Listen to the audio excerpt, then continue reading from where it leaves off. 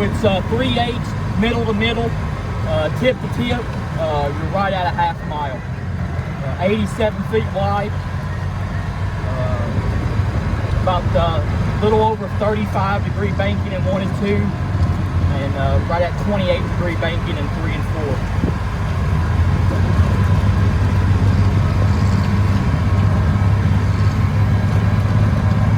So what we're talking about, 7 wide here?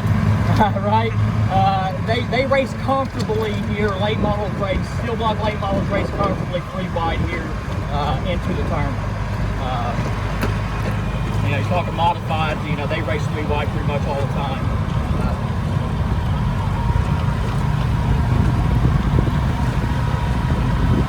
So you got a little history about Mudlick Raceway? Yeah. So Mudlick, the guy that owns it now was actually the guy that built the track. His name's Larry and Becky Toller. This track was up and down for approximately about 30 years, open and closed. Somebody would lease it out. For a couple years, and then wouldn't do much to it, and then kind of fall back apart. So we got a good owner now, turning over the dollar bill, and we've increased lighting here in the last 2 weeks, right at $10,000 in new lighting. New dirt was added this year.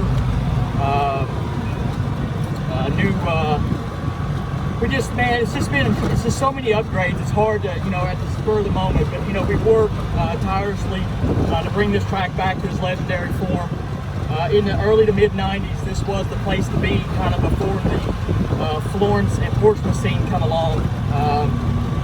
You know, the Conleys, Jackie Boggs, Blackjack Boggs, Audie Swartz, Charlie Swartz, they would fill the pits every weekend. So this has a very rich history, and we're trying very hard to bring it back to its respectful form.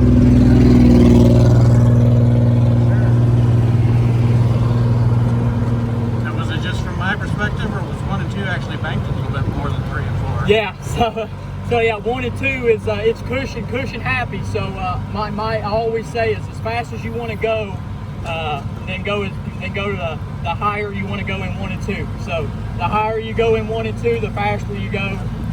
3 and 4 is a completely different turn. So that makes it not only a motor track, which this is. You know, you got to have good equipment. You got to have a good motor builder. But it's also a driver track because the turns are so different to where it's just not wide open and turn left. It does take a very good, consistent driver to make good, consistent laps here, fast laps here at Mudlick. So after the first annual Mayhem in the Mountains, what's the future look like for 2020? Yeah, so 2020, we're going to kind of play it for the rest of the year, kind of play it by the weather, obviously.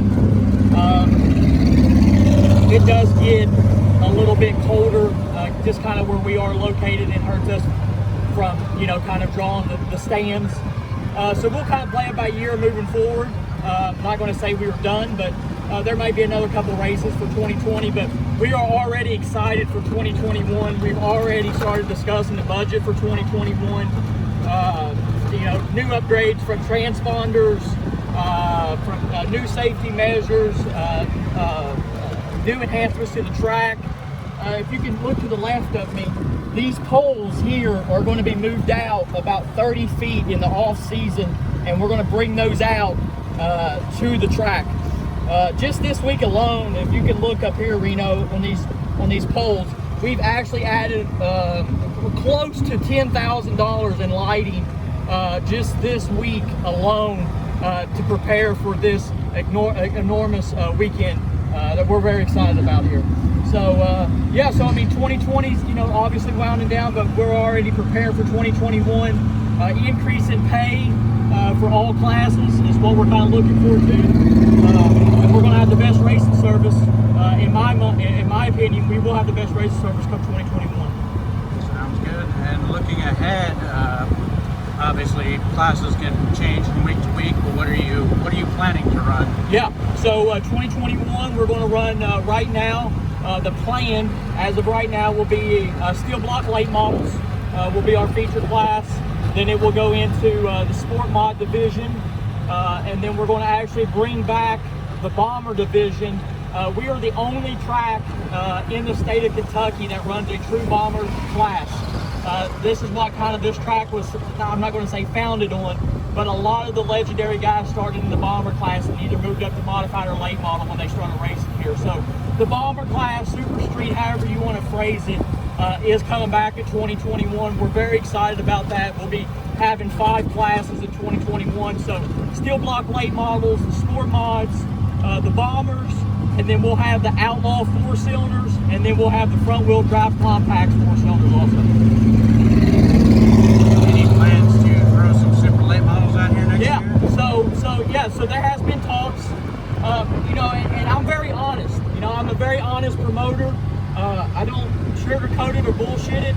This is the way it is, and I want to make sure that the track and my facilities are in prime condition. So when I put on a late model show, that none of my fans and that none of my drivers have a bad word to say. And so saying that, we are, in my opinion, right at about a 6-month to 8-month period away from maybe trying to get some late models. So am I going to throw it off the screen or a radar for next year? No, but it would probably, if we was to pull one off, it would probably be closer to the end of the season next year. But saying that, or moving in, you know, even into the future, 2022, that is our goal, is to try to have late model races back at Mudlick Valley Raceway 2022. Sounds like a plan there. What about some of the other special classes, such as wing sprint cars or even non-wing midgets?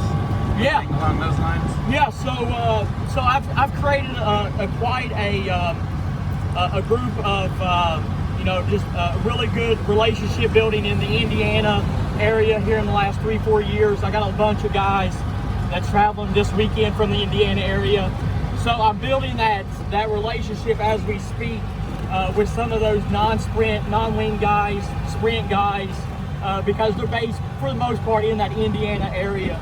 And it kind of goes back to it's kind of the same concept from the super late models perspective, as in, I want to make sure that this track is in the best consistent week-to-week condition, and the facilities and everything, because I do not want them disappointed when they show up. Right.